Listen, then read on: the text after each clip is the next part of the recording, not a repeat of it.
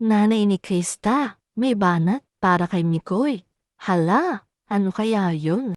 Isang maganda at mapagpalang araw sa ating mga munting kalingap viewers yan. Mikoy, kinabahan ng malala sa nanay ni Krista. Yan ang tatalakayin natin ngayon dito sa video na to. Pero bago yan, kung ikaw ay bago lang dito sa aking munting YouTube channel, ay huwag natin kalimutan mag-like at mag-subscribe. Ganoon na din sa ating mga kalingap na sina Kalingap Rab at Kuya Bal. Tuloy-tuloy lang ang pagsuporta para tuloy-tuloy lang din ang pagiging updated natin sa mga bagong videos na i-upload nila. Nanay ni Krista, may banat na payo para kay Mikoy. Masinsin ang kinausap si Mikoy ng nanay ni Krista about sa kanilang dalawa. Dito ay pinayuhan si Mikoy na kung maaari ay maging totoo sa lahat ng pinapakita niya kay Krista at huwag sasaktan ng kanyang anak. Dahil nga raw na mabait na bata naman itong si Krista at hindi deserve na masaktan sa bandang huli. Kaya hiling na nanay ni Krista ay huwag sasaktan ng kanyang anak. Dahil siguro ay nakikita rin ng nanay ni Krista na nagugustuhan na ng anak niya si Mikoy.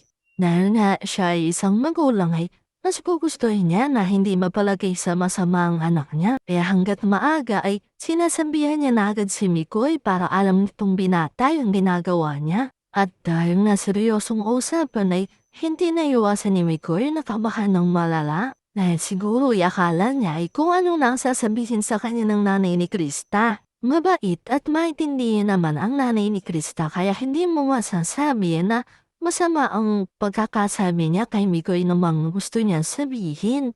At dahil diyan ay nangako naman itong si Mikoy na hindi niya sasaktan si Krista kahit sa bandang huli pa. Dahil nga ay gusto rin naman niya talaga itong dalaga. Pero dahil nga isa siyang magulang ay sinabi niya na habang maaga pa. At wala naman ako nakikitang masama sa sinabi ng nanay ni Krista about kay Mikoy. Dahil kahit sino namang magulang ay hindi ko gustuhin na masaktan ang mga anak. At dahil niya ay nangako si Mikoy na hindi niya bibiguin ang nanay ni Krista sa mga payo na ibinigay sa kanya nito. At yan nga guys, lalo pa natin suportahan ang Team Mikris para patuloy pa rin sila sa paggawa ng videos about sa lab team nila.